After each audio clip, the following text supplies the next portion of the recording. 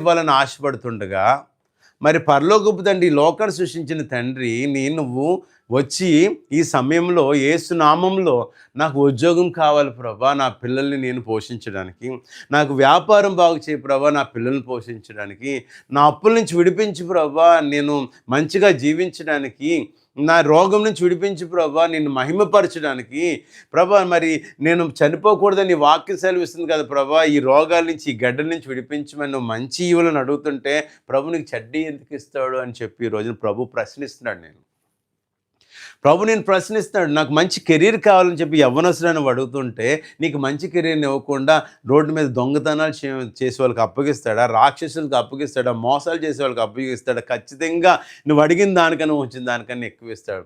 నాకు వివాహం కావాలని అడుగుతుంటే నిన్ను వివాహం లేకుండా నేను చేస్తాడా ప్రియమైన దేవుని బిడ్డ?